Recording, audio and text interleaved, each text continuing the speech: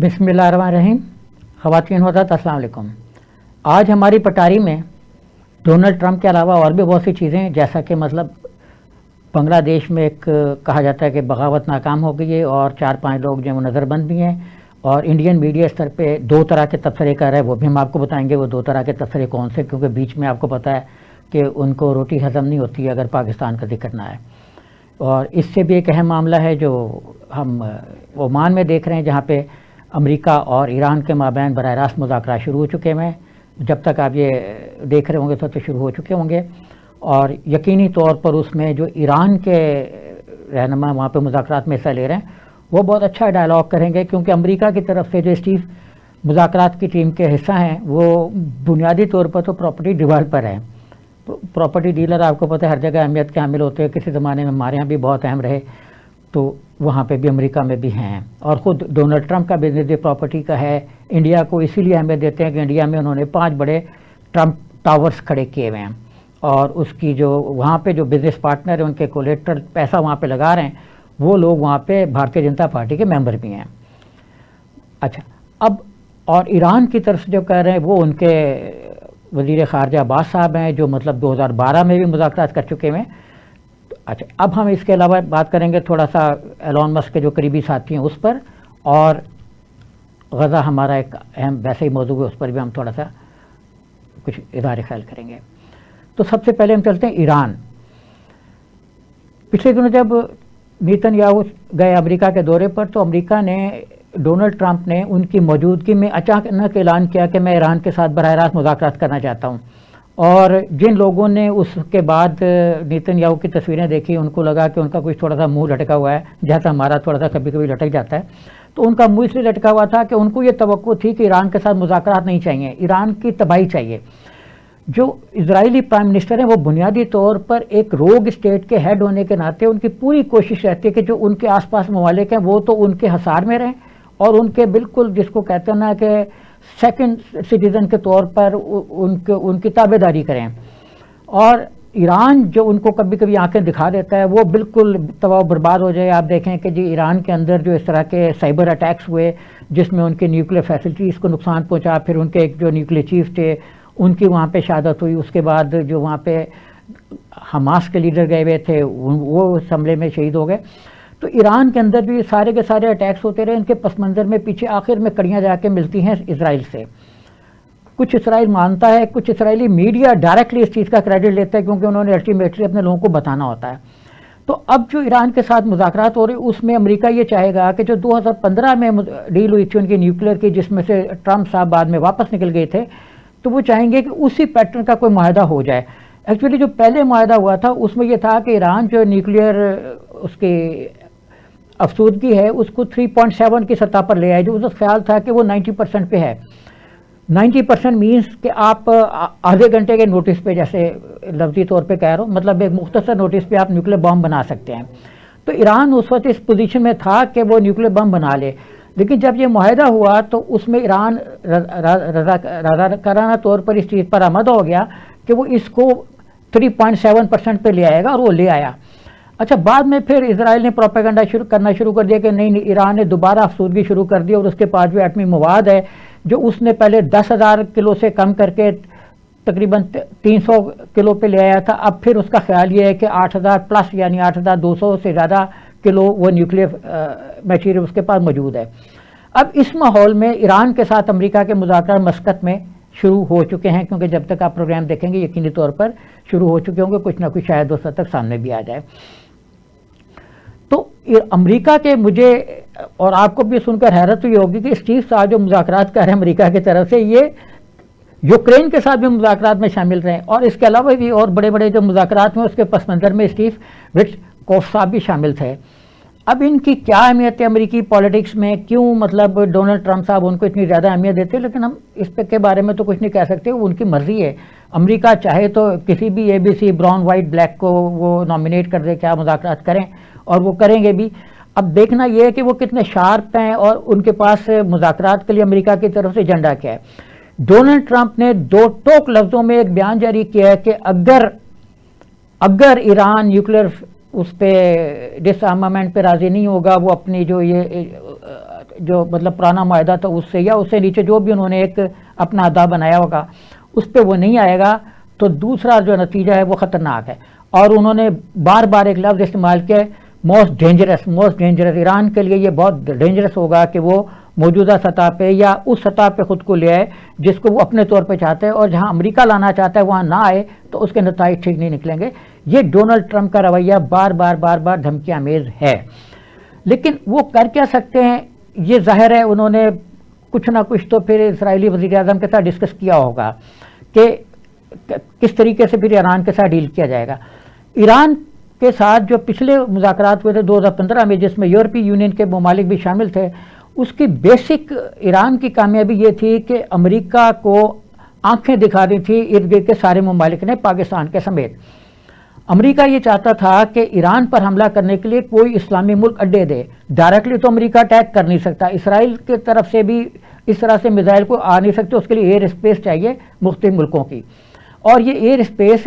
2015 میں یا اس سے پہلے امریکہ کو نہیں ملی.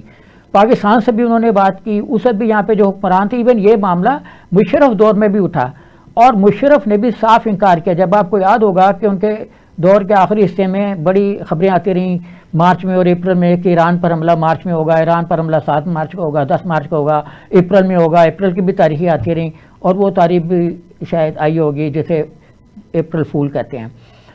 تو اس وقت امریکہ کافی فول بن گیا جب اسلامی ممالک نے کہا کہ آپ ڈیفنس کے لیے ہم آپ کو اپنے اڈے یا جو بھی آپ چاہتے ہیں وہ دے سکتے ہیں. ویسے ہی اڈوں کی ضرورت نہیں ہے, وہاں تو موجود ہیں امریکی فورسز, اور ان کے اپنے جو بحری بیڑے ہیں وہ بھی اس سے 2-3 داخل ہو چکے ہوئے تھے, اب بھی وہاں پہ پھر رہے ہیں آس پاس خلیج مختلف طرح کے فارس میں ادھر ادھر. تو امریکہ اس وقت بھی اپنی بھاری پریزنس کے ساتھ ایران کے آس پاس موجود ہے, لیکن اس کو ایران پر حملہ کرنے کے لیے کوئی اتنا آسان راستہ نہیں ملے گا جو وہ کوئی حلوہ تو نہیں ہے کہ اس کو کھا جائے. اس لیے مطلب اس کو کسی نہ کسی اسلامی ملک کی ایسی مدد چاہیے جو ایئر اسپیس اٹیک کے لیے دے. اٹیک کے لیے امریکہ کو اس سچویشن میں بھی کوئی ملک اجازت نہیں دے گا, کیونکہ اس کے بعد ایران کے پاس ایک ہی راستہ بچے گا کہ ڈائریکٹلی حملہ کرے ان ملکوں پہ جہاں سے وہ میزائل فائر ہوئے یا جو بھی چیز فائر ہوئی ہے. اب امریکہ کے پاس راستہ رہ جاتا ہے کہ وہ جو اس کے آس پاس ایران کے ان کے اپنے بحری بیڑے موجود ہیں ان کو یوز کریں, لیکن اس کے لیے بھی ان کو کافی مشکلات کا سامنا ہے. اب اسرائیل اس لیے ان کے لیے امریکہ چاہ رہا ہے کہ اس لیے اہم ہے کہ وہ مطلب اپنی جیسے اس نے پہلے ایک اندر خانے سے کوئی چیزیں مینیج کیں اور حماس کی لیڈرشپ کو نشانہ بنایا, اس طرح کی کوئی اسٹریٹجی ہو. اب ویری ڈینجرس سے ان کے ذہن میں کیا ہے یہ ہم نہیں جانتے, ہم بتا نہیں سکتے کہ امریکہ کے ذہن میں کیا ہے, لیکن ہم یہ کہہ سکتے ہیں کہ ایرانی لیڈر جو ہیں وہ بہت شارپ ہیں ڈپلومیٹیکلی, اور وہ کسی بھی سچویشن میں خود کو بچانا اور دنیا کو بچانا اور اپنی ترقی کے راستے کو نکالنا وہ اس میں بڑی مہارت رکھتے ہیں. اور امریکہ کی اس میں مہارت وہ اب اسٹیو وٹکوف میں کتنی ہوگی یہ دنیا بتا سکتی ہے. ظاہر ہے چونکہ ٹرمپ جو ہے وہ تو ایک جس کو کہتے ہیں نا کہ فیصلے کرنا, ٹرمپ تو فیصلے کرتے ہیں کہ جی آج ٹیرف اتنا ہوگا تو اتنا ہوگا, اب نہیں ہوگا تو نہیں ہوگا. اس طرح کے فیصلے اگر لے کے وہ گئے اور مذاکرات کے بجائے انہوں نے ڈیسیجن لے کے ان کو کہنا ہے کہ عباس صاحب کو کہ آپ یہاں پہ آ جائیں, تو پھر میرا خیال یہ ہے کہ مذاکرات اس صورت میں ناکام ہو جائیں گے اگر وہ کوئی ڈیڈ اینڈ لے کے آئے ہیں کہ اس سے آگے مذاکرات نہیں ہو سکتے. تو کہ ایران کو اگر وہ چاہیں کہ بالکل جو پرامن نیوکلیئر انرجی اس کو ہی چھوڑ دیں تو اس پہ تو ایران راضی نہیں ہوگا, اور پھر وہ اپنے آپشن دیکھ لے کہ ویری ڈینجرس آپشن جو وہ کون سے ہیں. تو بظاہر فی الحال یہی کہا جا سکتا ہے کہ مذاکرات میں اگر کوئی ایک بالکل ڈیسیجن لے کے نہیں آئے ہوئے تو پھر تو مذاکرات آگے چل سکتے ہیں اگر لچک ہے. اگر ایران کے نیوکلیئر پلانٹ کو زیرو پہ لانا ہے تو کامیابی کا سرے سے کوئی امکان نہیں ہے. اچھا, اب میں تھوڑی سی بات کروں گا بنگلہ دیش پر. بنگلہ دیش کے ہم نے دیکھا کہ جو ان کے چیف ایڈوائزر تھے وہ ابھی تک امریکہ اس میں پورے انڈیا میں زیر بحث ہیں, اور ان کا ایک بیان جو انہوں نے دیا تھا کہ نارتھ ایسٹ لینڈ لاک ہے وہ اب بھی وہاں پہ زیر بحث ہے. اور اس کا جواب دینے کے لیے انڈیا نے پوری کوشش کی کہ بنگلہ دیش کے اندر ایک ملٹری کو کیا جائے, اور ان کے اپنے بیانات بھی یہ کہتے رہے کہ ان کو لگ پتا جائے گا جو اس وقت وہاں پہ حکمران ہے, کیونکہ ہم اندر خانے کوششیں کر رہے ہیں. یہ ان کے میڈیا سے ظاہر ہو رہا تھا. اور اس وقت بھی جو کہتے ہیں کہ جب بنگلہ دیش کے جو اس وقت آرمی چیف ہیں زمان صاحب وہ غیر ملکی دورے پر ہیں رشیا کے، اور ان کی غیر موجودگی میں بنگلہ دیش کے اندر 5 رہنماؤں کو جو ہے وہ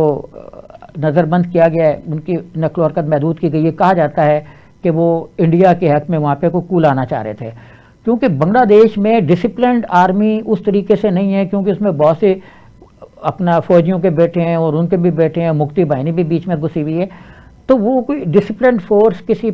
اچھے ملک کی طرح کی نہیں ہے جیسے امریکہ ہے، پاکستان ہے۔ ہماری فوج ڈسپلنڈ ہے، اندر مطلب ایک کمانڈ اینڈ کنٹرول کا سسٹم ہے، تو خود انڈین آرمی بھی کمانڈ اینڈ کنٹرول کا سسٹم اتنا مضبوط نہیں ہے، وہاں بھی کبھی کبھی راکٹ اور میزائل چل جاتے ہیں جو مطلب 3 افسروں نے چلانے ہوتے ہیں۔ ہمارے ہاں بھی ایک دفعہ میاں چنو میں ان کا ایک بوگس قسم کا میزائل آ کے گر گیا تھا۔ تو انڈیا کے اندر بھی آرمی کا جو ڈسپلن ہے وہ کمزور ہے، اور بنگلہ دیش کے اندر بھی جو ڈسپلن آرمی ہے وہ کمزور وہ مطلب ڈسپلن کو فالو نہیں کر اتنے زیادہ۔ اچھا، اب اس پہ بی بی سی نے یہ اپنے تبصروں میں لکھا کہ جو بنگلہ دیش ہے وہاں پہ ایک جو سیکنڈ 2 آرمی چیف ہیں، چیف آف اسٹاف کے عہدے سے اوپر ہے، وہ مطلب خفیہ میٹنگیں بھی کر رہے تھے، وہ چاہ بھی رہے تھے کہ وہاں پہ کچھ ہو، اور وہ مطلب ایک کو لانا چاہ رہے تھے۔ اچھا، اب اس کو جو روکنے کے لیے انہوں نے ان کی نقل و حرکت کو محدود کیا۔ اب بنگلہ دیش نے اس کی بالکل تردید کی ہے، اس طرح کی کوئی چیز جو ہے وہ منظر عام پر نہیں ہے، اور انہوں نے ان باتوں کو جو ہے نا، جو کچھ بھی یہ غیر ملکی میڈیا نے کہا اس کو فضول بکواس اور مطلب اندرونی معاملات میں مداخلت اور ایک جس کو کہتے ہیں ابھارنے کا ایک قدم قرار دیا ہے کہ وہ چاہ رہے ہیں کہ بنگلہ دیش کے اندر آرمی کو بھی عدم استحکام کا شکار کیا جائے۔ تو انہوں نے غیر ملکی میڈیا کی کافی مذمت کی ہے۔ اچھا، غیر ملکی میڈیا کی مذمت میں غیر ملکی میڈیا جو ایک اور چیز کو بڑا ہائی لائٹ کر رہا ہے، جو نارتھ ایسٹ کی ریاستیں ہیں انہی میں سے ایک لیڈر ہیں انڈیا کے، ترپا موتھا پارٹی کے سربراہ ہیں۔ اچھا، وہ بھی بار بار یہ کہہ رہے ہیں کہ جو چٹاگانگ میں انڈیا کے اپنا بزنس مین ہیں ان کو ساتھ ملا کے تو براہ راست چٹاگانگ کو انڈیا سے اسے بنگلہ دیش سے کاٹ دیا جائے۔ اچھا، چٹاگانگ ایک ایسا ایریا ہے جہاں پہ چائنا کی بھی انویسٹمنٹ بہت زیادہ ہے، اور چائنا کی انویسٹمنٹ جو ہے وہ مطلب اس کو ظاہر ہے چائنا نے اپنی انویسٹمنٹ کو ہر صورت میں بچانا تو ہے۔ تو اسی ترپا موتھا پارٹی کے جو لیڈر ہیں وکرم مانکیا دوبرما کے کیسی طرح کا کوئی نام ہے، تو وہ یہ کہہ رہے ہیں کہ چٹاگانگ پر قبضہ کر لیا جائے، ان کی حکومت کو اپنا ختم کر دیا جائے، کیونکہ یہ حکومت اگر رہی تو اس پہ پھر یہ اپنا انڈیا مستحکم نہیں رہ سکے گا، مربوط نہیں رہ سکے گا۔ تو وہ یہ چاہ رہے ہیں کہ وہاں پہ براہ راست مداخلت ہو اور کسی بھی ذریعے سے جو ہے نا وہ چیزوں کو ڈی اسٹیبلائز کر دیا جائے۔ اچھا، ابھی ان کا جو یہ رویہ ہے یہ ایکچولی ان کا یہ کہنا ہے کہ اس قسم کے بیانات سے وہ جو اپنا بنگلہ دیش کے لیڈر ہے، چیف ایڈوائزر ہیں، وہ انڈیا کے اندر تشدد کو اسپانسر کرنا چاہ رہے ہیں۔ اب یہاں پہ ہم بھی آ گئے، آپ کو پتہ ہے کہ ہمارے بغیر تو میں نے پہلے بھی کہا کہ ان کی روٹی پانی کھانا کچھ بھی ہضم نہیں ہوتا، چائے بھی ان کو ہضم نہیں ہوتی، اس کے چسکے کے مزے نہیں آتے اگر میرا آپ کا ذکر نہ آ جائے۔ تو انہوں نے یہ کہا کہ یہ جو ان کا بیان ہے ایڈوائزر صاحب کا، اس کے پس منظر میں پاکستان ہے اور پاکستانی پیسہ آ رہا ہے۔ سب کو دنیا کو پتہ ہے کہ ہمارے پاس تو اپنے ملک کو رن کرنے کے لیے پورا پیسہ نہیں ہے، لوگ ٹیکس چوری کر رہے ہیں، دے نہیں رہے، حکومت پوری کوشش کر رہی ہے کہ ان سے پیسہ نکلوائے، تو کبھی کبھی کوئی مذاکرات کی میز پر بھی آ جاتے ہیں، کبھی کبھی ہڑتال کی دھمکیاں بھی آ جاتی ہیں۔ تو ہمارے پاس اتنا پیسہ کہاں سے آیا ہے جو ان کے لیڈر کہتے پھر رہے ہیں کہ غیر ملکی پیسے کے ذریعے سے انڈیا کے اندر تشدد کو اسپانسر کیا جا رہا ہے۔ تو ہیں تو وہ سپریمو، لیکن ان کو اتنا نہیں پتا کہ جی پاکستان کسی نہ بیرون ملک مداخلت کر رہا ہے، نہ مطلب انڈیا میں مداخلت کر رہا ہے، نہ مطلب اس کی کسی اور جگہ پہ ایسی کوئی کوشش ہے کہ کوئی ریاست ڈی اسٹیبلائز ہو، کیونکہ آس پاس کے ملک ڈی اسٹیبلائز ہوں گے تو نقصان پاکستان کا ہی ہوگا، کیونکہ انڈیا اگر ڈی اسٹیبلائز ہو گیا تو مطلب میں کیا کہہ سکتا ہوں، ظاہر ہے کہ وہ ایک بہت خطرناک صورتحال ہوگی۔ اور انڈیا کے بعض لیڈروں نے کہا کہ جو محمد یونس صاحب ہیں چیف ایڈوائزر، وہ بنگلہ دیش کو توڑ بھی سکتے ہیں، اور توڑ کے وہ مطلب ایک نیا مطلب بنگلہ دیش بنا سکتے ہیں۔ اس لیے بہتر یہ ہے مطلب جو انہوں نے تجویز دی ہے، جس کو مطلب کچھ انٹرنیشنل میڈیا نے بھی ذرائع دی ہے، وہ یہ ہے کہ جو چٹاگان کے پہاڑی علاقے ہیں وہ 1977 سے ہندوستان کا حصہ بننا چاہتے ہیں، لیکن ماؤنٹ بیٹن نے ان کو بنگلہ دیش کا حصہ بنا دیا، اس وقت پاکستان کا حصہ بنا دیا۔ تو بنگلہ دیش کے پہاڑوں میں لاکھوں تریپوری کے لوگ، لاکھوں گارو قبائل کے لوگ اور دیگر قبائل کے لوگ آزاد ہیں، جس میں انہوں کے بقول وہ انڈیا کے ساتھ شامل ہونا چاہتے ہیں۔ اچھا، میں اس پہ بڑا خوش ہوں، اگر مطلب ایسا ہے 1947 پہ وہ دوبارہ جانا چاہتے ہیں تو چلے جائیں، کیونکہ 1947 میں تو انڈیا میں ایک نہیں بے شمار ایسی اسٹیٹس تھیں جو پاکستان کے ساتھ آنا چاہتی تھیں، اور جس کو انڈیا نے کہ آپریشن پولو اور خوفناک قسم کا قتل عام کر کے اپنے ساتھ ملایا، جس میں حیدرآباد دکن کی ریاستیں شامل تھیں، جس میں مطلب کشمیر ابھی تک ان کی غلامی کے پنجے میں ہے، حتیٰ کہ مطلب سکم بھی ایک آزاد ریاست تھا، بھوٹان بھی آزاد اسٹیٹ تھا، جہاں پہ ابھی فائٹ چل رہی ہے منی پور، وہ بھی ایک آزاد اسٹیٹ تھا۔ تو یہ سارے تو انہوں نے بعد میں اپنے حملوں کے ذریعے سے ناکہ بندی کر کے، جو ایک ٹیررسٹ ایکٹ ہے، کوئی بھی ریاست جو ایک ٹیررسٹ ایکٹ کر سکتی ہے، اس کے ذریعے سے انہوں نے ان کو اپنے ساتھ ملایا تھا۔ تو اگر مطلب وہ 1947 کا بکھیڑا یہ کہہ کے کھڑا کرنا چاہتے ہیں کہ بنگلہ دیش میں مداخلت کریں گے کیونکہ یہ لوگ 47 میں قبائل ہمارے ساتھ ملنا چاہتے تھے، تو یہ تو ہمارے لیے بھی بڑا اچھا پوائنٹ ہے۔ ہم بھی کہہ سکتے ہیں کہ پورا کا پورا حیدرآباد ہمارے ساتھ آنا چاہتا تھا، جس کو توڑ پھوڑ کر کے انہوں نے اب کہاں سے کہاں ملا دیا۔ حیدرآباد ہمارے ساتھ آنا چاہتا تھا، اپنا یہ جو بنگال کو غلط طور پہ تقسیم کیا گیا، مشرقی پاکستان کے کئی حصے غلط طور پہ توڑے گئے، اس کے بعد اپنا مشرقی پنجاب کے بہت سے حصے جو ہمارے ساتھ آنا چاہتے تھے مطلب وہ نہیں شامل کیے گئے، کیونکہ ماؤنٹ بیٹن جو ہیں وہ اپنا کانگریسی لیڈروں کے ساتھ بڑے سگریٹ نوشی فرمایا کرتے تھے، اچھے ان کے تعلقات تھے، ان کے لیڈروں کے ساتھ بھی اور باقی بھی تعلقات تھے جو میں یہاں کہنا نہیں چاہتا۔ اچھا، اب بڑی امید تھی بنگلہ دیش انڈیا کو کہ ہمارے تعلقات جو محمد یونس صاحب ہیں ان کے ساتھ بہتر ہو جائیں گے، اور تھائی لینڈ میں جب بمسٹیک کانفرنس ہوئی تو ان کا خیال تھا کہ اس کانفرنس کے بعد ہم بہت بہتر پوزیشن میں آ جائیں گے، اور بنگلہ دیش کو تو اس وقت تک ہم آنکھیں بھی دکھا چکے ہیں تو ڈر دور بھی جائے گا تھوڑا سا۔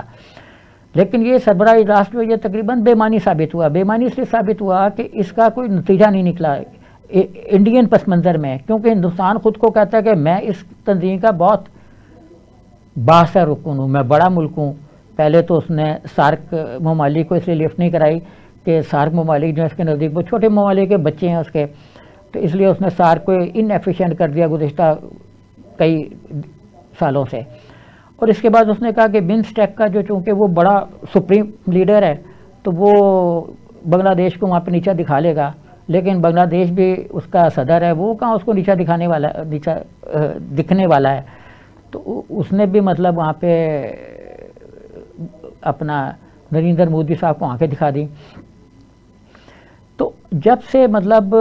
حسینہ واجد صاحبہ کی حکومت وہاں پہ ختم ہوئی ہے، اس وقت سے بنگلہ دیش اور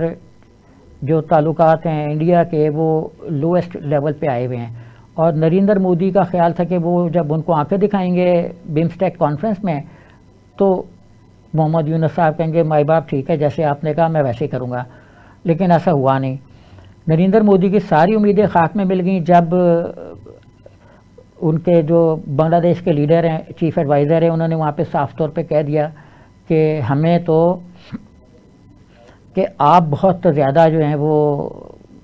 مداخلت کریں انڈیا کے معاملات میں، اور آپ نے جو ہے ہماری جو ایک مفرور خاتون ہیں ان کو اپنے پاس رکھا ہوا، اس کو ہمارے حوالے کر دیں۔ اب نریندر مودی صاحب کو تو کچھ سمجھ نہیں آئی کہ میں کیا جواب دوں، تو انہوں نے کہہ دیا جی آپ اپنے الیکشن تو کرائیں۔ اب اسی طرح کی بات ہم بھی کہہ سکتے ہیں کہ آپ نے کشمیر میں کون سا ڈھنگ کے الیکشن کرا لیے، اب کشمیر کی آدھی زندگی تو کشمیریوں کی فیڈرل رول اور گورنر راج کے دور میں گزر گئی۔ تو ہم یہ کہہ سکتے ہیں کہ بنگلہ دیش کے ساتھ جو بہتری تعلقات میں بہتری کی کوششیں انڈیا نے کی تھیں، وہ بنگلہ دیش کی طرف سے مناسب جواب اس لیے نہیں ملا کہ انڈین مداخلت جو ہے وہ بنگلہ دیش میں بدستور جاری ہے۔ اچھا، انڈیا سے کئی مرتبہ بنگلہ دیش نے مطالبہ کیا کہ ان کی جو ایک سیاسی پناہ جس خاتون کو دی ہوئی حسینہ واجد، ان پر بنگلہ دیش میں مقدمے ہیں مختلف طرح کے، ان کی فیملی پر مقدمے ہیں، تو اس کو بنگلہ دیش کے حوالے کیا جائے، لیکن نریندر مودی گورنمنٹ نے نہیں دیے۔ جواباً بنگلہ دیش نے وہاں پہ اپنی جو سیٹ تھی سفارتکار کی، ہائی کمشنر کی، وہ خالی رکھی. تو پھر نریندر مودی نے جو بھارت کے اندر مسلمانوں کو کبھی انہوں نے سلام دعا نہیں کیا، مطلب جیسے عید بقرعید آ رہی ہے تو اس پہ وہ اس کو اپنا مبارکباد دیں، وہ چھوٹے چھوٹے چیزوں پر تو مبارکبادیں دیتے رہتے ہیں لیکن مسلمانوں کو نہیں دی. تاہم بنگلہ دیش کے صدر کو انہوں نے بڑے اچھے خیر سگالی کے جذبات بھیجے عید کے موقع پر، کیونکہ ان کا خیال تھا کہ جب کانفرنس کے موقع پر ملاقات ہوگی تو جھک کر سلام کریں گے محمد یونس صاحب اور سپورٹ کریں گے اور مودی صاحب کی جے ہو جائے گی. تو جب انہوں نے اتنے اچھے خیر سگالی کے جذبات کا اظہار کیا تو ریاض حمید اللہ کو بطور سفیر انڈیا میں تعینات کر دیا. اب سفارت تو انڈیا کو مل گئی، مطلب سفیر مل گئے. تو اس سے وہاں پہ میڈیا کا خیال تھا کہ نہیں جناب، تعلقات جو ہیں وہ بہت بہتر ہونے والے ہیں. تو تعلقات میں مطلب خرابی کی اس وقت اندیشہ ہو گیا جب چائنا میں جو ہے نا یہ بیان ایک آیا جس کا میں نے بھی بار بار ذکر کیا. اب محمد یونس نے جس پر مطلب میں بتانا چاہ رہا ہوں کہ چائنا میں اصل گڑبڑ کیا پیدا ہو گئی، ایسے چائنا میں ایسا اصل میں کیا ہوا جس کو انڈیا نے اپنے لیے بہت زیادہ خوف ناک چیز محسوس کی. وہ ایک یہ تھی کہ محمد یونس صاحب نے چین کی مدد سے رنگپور میں ایک بڑی ایئر بیس بنا رہے ہیں. اچھا، اس ایئر بیس کی جو تکمیل ہے منصوبے کی، اس کو انڈیا نے اپنے لیے بڑا خطرہ محسوس کیا اور اب اس سے جان بچانے کے لیے وہ جو ہے وہ کوششیں کر رہے ہیں. اور مزید بھی اس کے علاوہ بھی ان کے ایسے کچھ اقدامات ہیں، ایسی کچھ انویسٹمنٹس ہیں جن کا جو ہے وہ چاہتے ہیں کہ نہ ہو، انڈیا چاہتا ہے. لیکن کیوں نہ ہو، اب انڈیا کا خیال ہے کہ اس نے بھوٹان اور نیپال کے لیے جو راہداری کی سہولتیں دی ہوئی تھی ان کو ختم کر دیا ہے. اس سے چیزیں بھوٹان اور نیپال میں مہنگی ہوں گی، بنگلہ دیش کو کوئی قابل ذکر فرق نہیں پڑے گا. یہ ایک انٹرنیشنل اصول ہے. اب خواتین صاحب تھوڑی سی لیں گے بریک، آپ ذرا سانس لے لیجئے، ہم بھی سانس لے لیتے ہیں، پانی وانی بھی پی لیتے ہیں. Welcome back. تو ہم نے اپنے اس کے اسٹارٹ میں یہ عرض کی تھی کہ آج ہم بات کریں گے، ظاہر ہے ڈونلڈ ٹرمپ کے بغیر تو مکمل نہیں ہو سکتی، تو ڈونلڈ ٹرمپ صاحب پر اب مختلف اخبارات یہ تجزیہ کریں کہ زیادہ ٹرمپ کارڈ کس کے پاس ہے. کارڈ بھی ٹرمپ کے ہی ہیں، تو ٹرمپ کارڈ جو ہے وہ کس کے پاس زیادہ ہیں؟ چائنا کے پاس، امریکہ کے پاس، یورپی یونین کے پاس. امریکہ نے اس سلسلے میں بڑی ایک ٹرمپ چال چلی. وہ یہ تھی کہ اس نے راتوں رات جو ہے وہ واپس لے لیے اپنا تمام ٹیکسز ایڈیشنل جو تھے، اور 10% ٹیکس فلیٹ جو ہے وہ یورپی ملک اور دیگر تمام ملکوں پہ رہا ماسوائے چائنا کے. اور چائنا کے ٹرمپ جو ٹیرف ہیں وہ اس وقت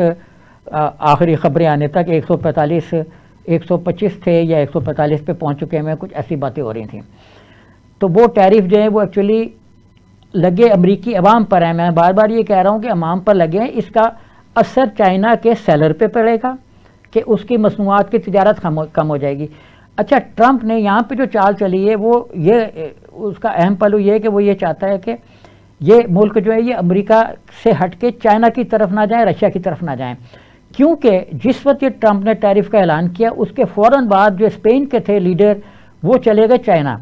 اور انہوں نے چائنا سے بیان دیا کہ ہمارے پاس بہت سی آپشنز موجود ہیں اور چائنا جو ہے وہ بڑا ہمارا خیال کر رہا ہے. حالانکہ اسپین کے بغیر، اور اسپین، فلپائن اور ایسے جو ملک ہیں ان کے بغیر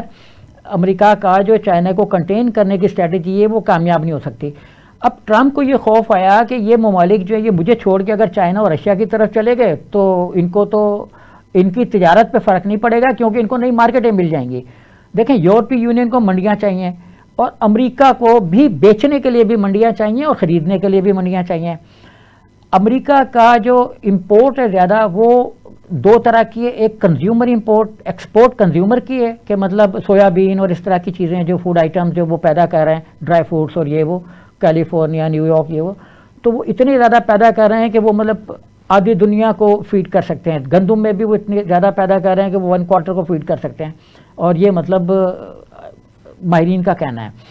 تو اگر امریکہ جو ہے وہ گندم اور سویابین کو ایکسپورٹ نہیں کرے گا تو وہ ان کا کاشتکار بھوک سے مر جائے گا. ان کے اندر یہ جب آواز اٹھی. اب ٹرمپ نے چائنا کو سے دور کرنے کی یورپی یونین کو کوشش کی، لیکن اس کے امپیکٹ کیا ہوں گے؟ کیا یہ فیصلہ بر وقت تھا؟ کیا واقعی یورپی یونین امریکہ پر اب اتنا اعتماد کر رہے ہیں کیونکہ مذاکرات کے وقت ٹرمپ نے جو تقریر فرمائی اس میں ایک لفظ انہوں نے اتنا برا کہہ دیا کہ جس پر میں کیا مطلب تبصرہ فرماؤں، کیونکہ مغربی ممالک میں خود بڑی لیدے ہو رہی ہے کہ ٹرمپ نے یہ کیا کہہ دیا ہے کہ 50-60 ملک جو مجھ سے مذاکرات کرنا چاہتے ہیں وہ یہ کرے وہ کرے۔ اب ڈونلڈ ٹرمپ نے جو چال چلی ہے وہ بر وقت نہیں ہے، اس سے اگرچہ اسٹاک مارکیٹ جو S&P 500 جو ہے وہ 6% اور اس کے بعد 9% پہ چلی گئی، اس کو بڑا بوسٹ ملا، جو مطلب کرائسس کے بعد بلیک ڈے کے بعد ایک بڑا زبردست اس میں ترقی کی، اور جو بلینئرز کا پیسہ ڈوبا ہوا تھا اس کو ٹرمپ صاحب نے راتوں رات اپنے ٹویٹ میں کہہ دیتے بھائیوں پیسہ بنا لو، کیونکہ اس نے کہا تھا اب پیسہ بنانے کا وقت آ گیا ہے، کیونکہ میں یہ جو ٹیرف ہے یہ ہٹانے والا ہوں، پاز دینے والا ہوں۔ یہ انہوں نے ٹرمپ نے پہلے کیا اور بعد میں پھر ٹیرف ہٹانے کا جو ہے وہ معاملہ صبح کو کلیئر ہوا، یعنی لوگوں کے پاس بلینئرز کے پاس 4-5 گھنٹے آ گئے کہ وہ اس میں عوام کو مزید لوٹ لیں اور پیسہ مزید کما لیں، جو لوئسٹ اس لیول پہ آئے ہوئے ہیں کارڈز ان کو وہ استعمال کریں، جو شیئر لوئسٹ لیول پہ آئے ہوئے ہیں۔ اس وقت نا امریکہ کی پوزیشن یہ تھی کہ وہ آنکھیں تو دکھاتا رہا کہ جی میں جو ہے وہ یہ کر دوں گا وہ کر دوں گا، لیکن اس کو دبنا پڑ گیا۔ دبنے کی وجہ یہ ایک اور بھی تھی کہ چائنا کے نے کئی 100 ارب ڈالر کے بانڈز خرید رکھے امریکی، اور چائنا نے بھی یہ دھمکی دی تھی کہ اگر امریکہ اپنے ٹیرف سے باز نہ آیا تو میں یہ جو بانڈز ہے یہ انٹرنیشنل مارکیٹ میں فلوٹ کر دوں گا۔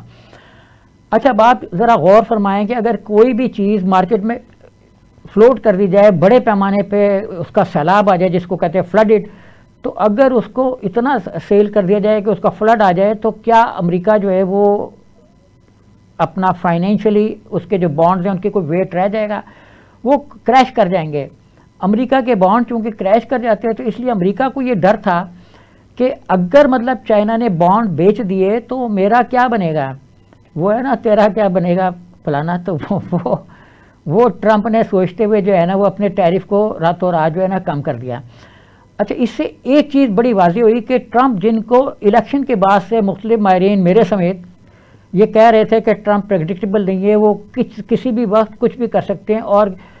کوئی ضروری نہیں ہے کہ وہ کوئی ایسا فیصلہ کریں جو مستقل اور دائمی ہو، لیکن وہ فیصلے فوراً کرتے ہیں اور کسی سے مشورہ بھی نہیں کرتے۔ ابھی آپ دیکھیں کہ انہوں نے مطلب جس پر انڈیا میں بڑا ہوا کہ انڈیا کے ساتھ تو بڑے اچھے تعلقات چل رہے تھے، لیکن اگلے ہی لمحے انہوں نے آکاش پاٹیل جس کو انہوں نے FBI کا ہیڈ بنایا، لوگوں کا خیال تھا وہ CIA کو بھی لیڈ کریں گے، وہ انٹرنیشنل ایجنسیوں کو مانیٹر کریں گے، وہ انٹرنیشنل سارے جو ایک سین بن رہا ہے اس کے اوپر بیٹھ جائیں گے۔ انڈیا میں تو بڑے جس کو کہتے ہیں کہ جی چڑھاوے چڑھائے گئے، لیکن یہ سب خاک میں مل گئے کیونکہ صرف 4 مہینے کی اس دکانداری کے بعد آکاش پاٹیل صاحب کو فارغ کر دیا گیا۔ تو ٹرمپ کی جو پولیٹیکل تھنکنگ ہے وہ لانگ ٹرم نہیں ہے، وہ دفتر خارجہ کو بھی لوپ میں نہیں لے رہے اور اپنی آرمی ہے اس کو بھی لوپ میں نہیں لے رہے، اور ہر 2-4 ہفتوں کے بعد ایک چیز منظر عام پہ آ جاتی ہے کہ آج فلاں کو نکال دیا گیا، آج فلاں کو نکال دیا گیا، تو وہ اپنے اس میں برطرفیاں جو ہیں وہ کر رہے ہیں۔ اور یہی وجہ ہے کہ چین جو ہے اس کا یہ کہنا ہے کہ یہ جو امریکہ کے جو اسٹیپس ہیں یہ مطلب کوئی دائمی نہیں ہے، اور یہ مطلب ہمارے لیے تو مذاق ہی ہیں، کیونکہ وہ صبح اٹھتے ہیں کچھ کر دیتے ہیں، رات کو سونے سے پہلے 3-4 دفعہ ٹیرف کو چینج کر دیتے ہیں۔ تو چائنا نے ان چیزوں کو سیریسلی تو لیا ہے، لیکن وہ ان کا یہ خیال ہے کہ یہ خود امریکہ کے لیے نقصان دہ، کیونکہ ان کی اسٹڈی نہیں کی گئی کہ اس کے پس منظر میں کوئی مفادات وابستہ ہیں یا کیا چیزیں ہیں جس کا فائدہ جو وہ ہوگا۔ چائنا کو یہ چیز نظر آ رہی تھی کہ اس سے امریکہ کے اندر بہت زیادہ بحران پیدا ہوں گے۔ جب چائنا پہ پابندیاں لگنا شروع ہوئی تو آپ دیکھیں کہ جو ان کے قریبی دوست ایلون مسک صاحب ہیں، اب پتہ نہیں ہے کہ نہیں ہوں، کیونکہ یہ بھی آ رہا ہے کہ ان کو کسی میٹنگ سے نکال دیا گیا تھا۔ میڈیا کی خبریں، میں تو وہاں موجود نہیں ہوں، ابھی یہیں بیٹھا ہوں، تو کہا یہ جا رہا ہے کہ ان کو کئی میٹنگوں میں ان کو کوئی اچھی جو پہلے والی بات تھی وہ نہیں رہی، اور وہاں پہ ان کی پذیرائی نہیں ہوئی، ایک میٹنگ سے ان کی چھٹی بھی کرا دی گئی۔ تو دونوں بڑی طاقتور معیشتیں ہیں، دونوں معیشتیں آپس میں تصادم کا شکار ہیں، دونوں معیشتوں میں تجارتی تعطل ہے۔ اس کے اثرات امریکہ کے ارب پتی پر بھی پڑے۔ ارب پتی نے جو ہے وہ وہاں پہ سب سے پہلے تو لے آف کرنا شروع کیا، اس وقت میکسیمم لے آف جو ہے وہ ان کے جو بڑے قریبی دوست ہیں ایلون مسک صاحب ان کی کمپنی میں ہو رہا ہے، اور تصور سے زیادہ کہا جاتا ہے کہ ان کی کمپنی بیٹھ چکی ہوئی ہے۔ ٹیسلا جو ہے وہ مطلب ایک طرف تو چائنا کی طرف بہت زیادہ دیکھ رہی تھی کہ وہ بہت سی چیزیں وہ چائنا سے لے بھی رہے تھے اور بہت سی ایکسپورٹ وہ چائنا کو کر بھی رہے تھے مسک صاحب، اور اب اس سارے لڑائی جھگڑے کے بعد ان کی کمپنی کو سب سے زیادہ نقصان ہوا ہے، لے آف کر رہے ہیں وہ ہائیسٹ لیول پہ بھی، لوئسٹ لیول پہ بھی اور ورکرز کے لیول پر بھی، اور ان کی مارکیٹ جو اس وقت بہت زیادہ ڈاؤن ہو چکی ہے۔ اگلا جو آئے گا شاید ارب پتیوں کا، اس میں وہ 6 7ویں نمبر پہ ہوں گے شاید۔ تو بلکہ کہا تو یہ جا رہا ہے کہ جب ٹرمپ کو نے یہ ٹیرف لگائے تو ان کو تو نقصان ہوا مسک صاحب کو،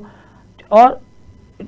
60 ممالک کو بھی نقصان ہوا۔ انہوں نے مذاکرات کی بات کی، مذاکرات کی بات تو چائنا نے بھی کی، کوئی ملک ایسا نہیں ہے جو یہ چاہتا ہو کہ مذاکرات نہ ہو۔ چائنا تو جنگ کے دنوں میں مذاکرات کی بات کرتا ہے، آپ دیکھیں جب خلیج میں جنگ ہوئی چائنا مذاکرات کی بات کرتا رہا، کوئی بھی جنگ ہوئی چائنا مذاکرات کی بات کرتا رہا۔ ٹیرف اس نے جوابی ٹیرف لگائے، لیکن ان ٹیرف کا والیوم اس نے سابقہ ٹیرف سے کم رکھا۔ دیکھیں جب امریکہ پہ ٹیرف لگایا تو 85% تھا، جب امریکہ نے چائنا پہ لگایا تو 1 to 5% تھا، ہوا تھا بعد میں۔ اب یہ جو ٹیرف کی جنگ چھڑی ہوئی امریکہ کے اندر، امریکہ اور چائنا کے اندر، اس جنگ میں ایک سوال بار بار لوگ پوچھ رہے کہ کون جیتے گا۔ تو میں یہ کہہ دیتا ہوں کہ کون جیتے گا یہ تو اس وقت نہیں کہا جا سکتا، کیونکہ ٹرمپ کی ٹیرف میں بھی پاز ہے، اور 90 ڈیز کے پاز کے بعد پتہ لگے گا کہ یہ والا امور جو یہ کون سی کروٹ لے گا۔ لیکن یہ ضرور کہہ سکتا ہوں کہ اس جنگ میں ہار جو ہے نا وہ امریکی عوام کی ہوگی اور یورپی یونین کے عوام کی ہوگی۔ یورپی یونین کے عوام ابھی سکھی ہیں کیونکہ ٹیرف 10% پہ آ گیا ہوا ہے، امریکی کمپنیاں بھی سکھی ہیں کیونکہ ٹیرف 10% پہ آنے کے بعد جو بنگلہ دیش میں امریکی کمپنیاں اپنی مصنوعات بنا رہی تھیں، جو دوسرے ملکوں میں بنا رہی تھیں، ملائیشیا، انڈونیشیا اور ایسے ملکوں میں بنا رہی ہیں، ہمارے ہاں بھی سے بھی ایسی بہت سی چیزیں جا رہی ہیں جن پر ٹیگ امریکہ کا لگ رہا ہے اور وہ امریکہ میں بک رہی ہیں، تو اور امریکہ میں امریکی کمپنیوں کے نام سے بک رہی ہیں۔ تو اس لیے مطلب یہ بات تو بالکل واضح ہے کہ اس میں جیت اس کی ہوگی یہ نہیں کہہ سکتے، لیکن ہار جو ہے وہ امریکہ کے عوام کی ہوگی۔ اچھا، اب میں تھوڑا سا ذکر کرنا چاہوں گا فرانس کا۔ فرانس کے اندر ایک بڑا کرائسس آیا ہوا ہے، اور آپ اگلے 1 2 3 سال کے اندر یہ دیکھیں گے کہ فرانس کی معیشت جو ہے وہ کوئی ہمارے جیسی معیشت میں تبدیل ہونے والی ہے۔ اگر آپ جیک شیراک کا سٹیٹمنٹ پڑھیں تو انہوں نے آج سے کئی اشرے پہلے ایک بات کی تھی کہ افریقی ممالک کی امداد کے بغیر جو فرانس کی معیشت ہے وہ پیروں پہ کھڑی نہیں ہو سکتی، وہ کبھی سٹیبل نہیں ہو سکتی اور وہ کبھی ٹھیک نہیں ہو سکتی۔ یہ مطلب ان کا ایک بڑا واضح بیان تھا، اور اگر ہم اس بیان کو دیکھیں تو ان کی بڑی جو ہے نا یہ صحیح چیز ہے کہ اس کے بغیر جو معیشت ہے وہ کھڑی نہیں ہو سکتی۔ ابھی آپ دیکھیں کہ فرانس جو ہے وہ دنیا کے بڑے، جس کو کہتے ہیں کہ جی سونے کے برآمد کنندگان میں شامل ہے، لیکن فرانس کے پاس ایسی سونے کی کوئی کان نہیں ہے جس کے بیس پر وہ یہ کلیم کر سکے کہ وہ سونے کا بہت بڑا پروڈیوسر ہے۔ فرانس سونے کا پروڈیوسر نہیں ہے، وہ سونا لیتا ہے ساحل ملکوں سے، جہاں برکینا فاسو سونے کا سب سے بڑا تاجر ہے، سب سے بڑا ایکسپورٹر ہے، وہ سب سے بڑا کانوں کا مالک ہے یا نہیں، لیکن نکالنے والا ہے، جہاں پہ مطلب روزانہ 400 کلو سونے کی پروڈکشن ہے۔ لیکن جب سے وہاں پہ نئی گورنمنٹ آئی ہے، کوئی 2 3 سال میں، 2022 میں برسدار آئے ہیں ابراہیم صاحب، یا ایسا ہی کوئی ملتا جلتا نام ہے، افریقی نام ہے، تو جب سے وہ برسدار آئے ہیں انہوں نے فرانس کی فوج کو کہا ہے بھائی خدا حافظ، بھاگ جاؤ یہاں سے۔ 14% برکینا فاسو کے حصے پر ٹیررسٹ قابض تھے، اور یہ ٹیررسٹ اس دور میں قابض تھے جب فرانس کی فوجیں وہاں پہ موجود تھیں۔ اب ٹیررسٹوں کے کو سپورٹ کون کر رہا تھا؟ ظاہر ہے کہ جی برکینا فاسو کے اپنے لوگ تو کر نہیں رہے تھے، ان کے پاس نہ اس طرح کا اسلحہ تھا، نہ اس طرح کے پیسے تھے، نہ قابض ہونے کے لیے انہوں نے ان کو جگہ دی تھی۔ تو جب یہ صاحب لیڈر بنے ستمبر 2022 میں، تو ان پر اب تک 18 قاتلانہ حملے ہو چکے ہیں۔ تصور کیجئے یہ آدمی قاتلانہ حملوں کو شکست دیتا رہا ہے، اور اللہ تعالیٰ ان کے اتنا ساتھ ہے کہ وہ مطلب موت سے اس کو بچاتا رہا ہے، جہاں اس کے جان کی قیمت ایک وقت میں 50 لاکھ ڈالر لگائی گئی، اور 50 لاکھ ڈالر لینے والا کرائے کا اتنا بڑا قاتل بھی اس کو نہیں مار سکا۔ تو اس کے پس منظر میں اب یہ 3 ممالک کے جو لیڈر ہیں، نائجر ہو گیا یا اس طرح کے جو اور ملک ہیں وہاں پہ، تو ان 3 ملکوں سے تیل اور سونا اور معدنیات چوری کی جا رہی تھیں۔ معدنیات کا کرائسس جو ایون امریکہ کے اندر آیا ہوا ہے، اس کے پس منظر میں بھی آپ یہی چیز دیکھیں گے کہ یہ جو افریقی ملک ہیں یہ اپنے پیروں پہ کھڑے ہونا چاہ رہے ہیں۔ اب جو افریقی ملک دنیا میں سب سے زیادہ ہیرے جواہرات پیدا کرتا ہے، وہاں دنیا میں سب سے زیادہ غربت پائی جاتی ہے۔ جو ملک سب سے زیادہ سونا پیدا کرتا ہے، اس کی اپنی منڈیوں میں خواتین سونا پہننے کے قابل نہیں ہیں۔ جو ملک سب سے زیادہ تیل نکالنے کے، سب سے زیادہ تو نہیں، مطلب اتنا تیل نکال سکتا ہے کہ اس کے اپنے لوگوں کی زندگیاں سعودی عرب اور اپنا قطر کویت جیسی ہو جائیں، وہ سارا تیل جو ہے وہ اس پہ فرانسیسی معیشت کھڑی ہوئی تھی۔ تو جب سے وہاں پہ اپنا ان ساحل ممالک کے اندر ایک یہ والی آزادی کی لہر کھڑی ہوئی، جس نے مطلب فرانس کو ان علاقوں سے نکالنے کے لیے اور اپنے ایک حقیقی آزادی کے لیے جنگ لڑنا شروع کی، تو اس وقت مطلب فرانس کے اندر جو ایک خوشحالی کا تھا وہ بٹھا بیٹھنا شروع ہوا۔ اچھا، یہ جو نئی لیڈرشپ وہاں پہ آئی، اس نے بڑا کمال کا کام یہ کیا کہ جو فرینچ ایئر لائن تھی اس کو کہا کہ آپ اپنی یہاں پہ پروازیں بند کر دیں اور فوجیوں کو لے کے نکل جائیں، بعد میں اپنی شکل ہمیں نہ دکھائیں۔ اچھا، یہ اتنی خوبصورت اسٹیٹمنٹ تھی، اتنا اچھا بیان تھا کہ ایکچولی جو ایئر فرانس تھی وہ وہاں سے پیسہ تو کما ہی رہی تھی، 65 اپنا ملین یورو کی ان کا پروفٹ تھا سالانہ کا ان ممالک سے، جہاں سے اب اس کو دیش نکالا ملا۔ اچھا، اس کے ساتھ ان کی وہاں پہ چیزیں بھی جا رہی تھیں، سامان بھی آ جا رہا تھا، چیزیں اسمگل بھی ہو رہی تھیں۔ تو ہمارا تو ایک کوئی ایئر ہوسٹس کبھی کوئی بھولے سے موبائل لے جائے تو اس کو پکڑ لیتے ہیں یہ لوگ، وہ تو پتہ نہیں کیا کیا انہی جہازوں میں اسمگل کرتے رہے۔ تو اب برکینا فاسو ان تمام ممالک نے فرانس کے لیے اپنی سرحدیں جو ہیں وہ بند کرنا شروع کر دی ہیں، اور وہ کہتے ہیں کہ ہم اپنا ڈیفینس خود کر لیں گے، اور انہوں نے اپنا ڈیفینس خود کرنا بھی شروع کر دیا ہے۔ مالی بھی ان میں شامل ہے۔ یہ لوگ ممالک یہ اب اتنے طاقت کے ساتھ کھڑے ہو گئے ہیں، 3-4 لیڈرز جو ہیں، نائجر، مالی اور اس کے برکینا کے، کہ مطلب فرانس کے لیے اب وہ فیوچر نہیں ہے فرانسیسیوں کا جو اب تک رہا ہے، اور وہ یہ عیاشی جو افریقی ممالک کے غربت کے اپنا قیمت پر وہاں پہ کی جاتی رہی ہے، اس کا فیوچر اب ختم ہو گیا ہے۔ تو اب اسی لیے مطلب دنیا بھر میں معدنیات کی جنگ ہے۔ اب ان ملکوں نے چائنا کی طرف دیکھنا شروع کر دیا اور فوراً ہاتھ ملا لیا چائنا سے اور رشیا سے، اور یہی لیڈرشپ جو ہے وہ رشیا بھی گئی، چائنا بھی گئی، ان کے ساتھ بھی مذاکرات ہوئے، اور اب ان کی خوشحالی کے دروازے جو ہیں وہ ان 2 ممالک کے ذریعے سے کھلیں گے، خاص طور پر چائنا کے ذریعے سے۔ اسی لیے چائنا کا فیوچر بہت محفوظ ہے، کیونکہ افریقہ میں بہت بڑی منڈی ان کے لیے موجود ہے ان کی ایکسپورٹ کے لیے، اور جن کے پاس پرچیزنگ پاور ان کی معدنیات کے ذریعے سے آنے والی ہے، کیونکہ یہ گولڈ اور آئل کے اتنے بڑے ذخائر ہیں کہ یہ اپنے اندر خوشحالی لا کے اپنی پرچیزنگ پاور کو بڑھا سکتے ہیں۔ تو ان کی یہ پرچیزنگ پاور فیوچر میں چائنا کے لیے بڑی منڈی ثابت ہو سکتی ہے، اور اسی لیے مطلب اب ہمیں ان ملکوں کے لیے اچھے کی امید کرنی چاہیے، اور اپنے لیے دعا کرنی چاہیے کہ ہمارے ہاں بھی جو معدنی ذخائر ملے ہیں اور جو مزید ملنے والے ہیں ان سے ہمارے اندر بھی خوشحالی ہے۔ اس وقت تک سہیب مرغو کو اجازت دیجیے۔ خدا حافظ۔